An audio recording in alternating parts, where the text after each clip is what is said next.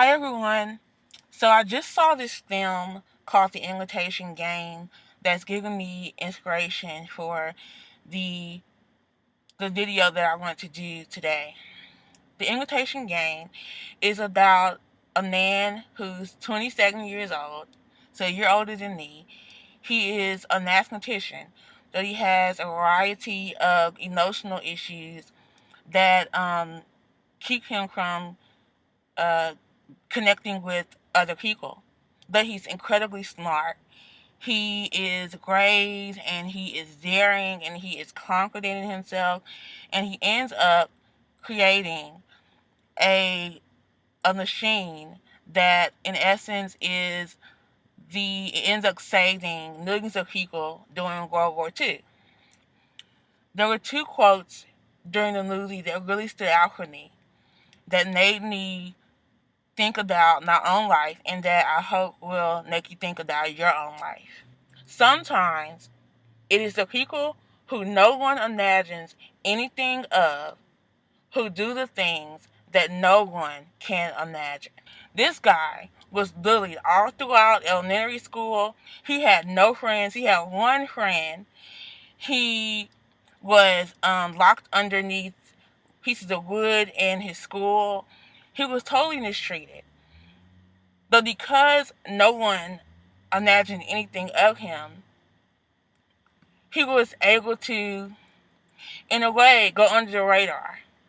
But he always had an inner strength that allowed him to see that the fact that no one thought anything of him was going to be fuel to his fire. See, he saw something that they couldn't see.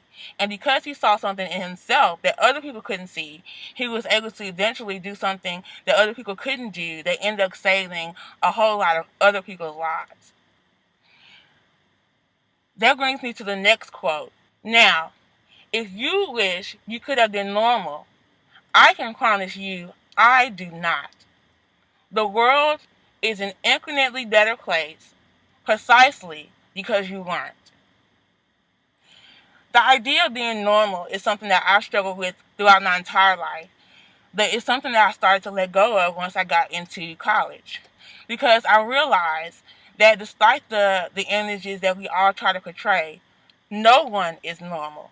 There is no such thing as normal. And to want to be normal is to want to be some figment of everyone else's imagination. It is to want to be an ideal that if you spent your whole life trying to be normal, you would waste so much time because you wouldn't be spending time being yourself and seeing what you had to offer. I used to try to hide all my scars. I have so many scars all over my body through my surgeries.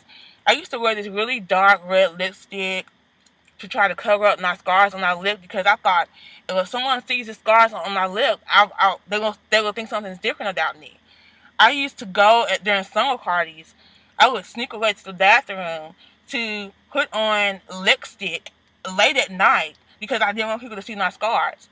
Meanwhile, all the other kids are having a great time at the party while I'm thinking about putting on lipstick, and no one's probably not even thinking about me in that way. Like, I spent time in my head and in physical time of my life trying to be somebody else's version of what's normal, when that serves no one.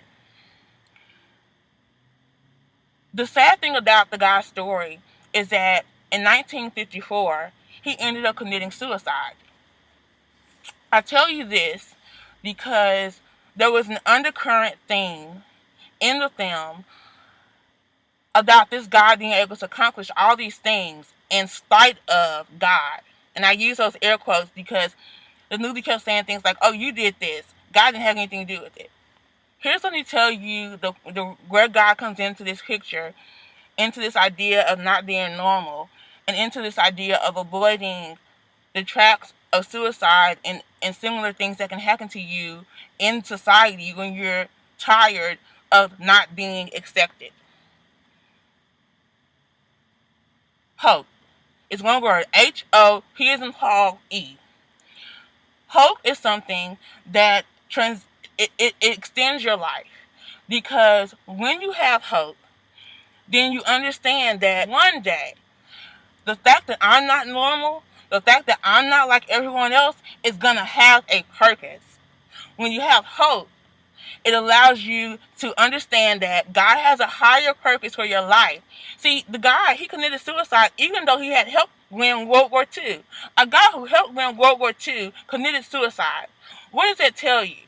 That wasn't enough. Doing great things is not enough. When you understand who God says you are, then you understand that your purpose is bigger than any one accomplishment. And that the fact that you're not normal and you're not like everyone else is going to one day going to serve the purpose that God has for your life. And when you are connected with that hope and when you are connected with that purpose, then you hold on.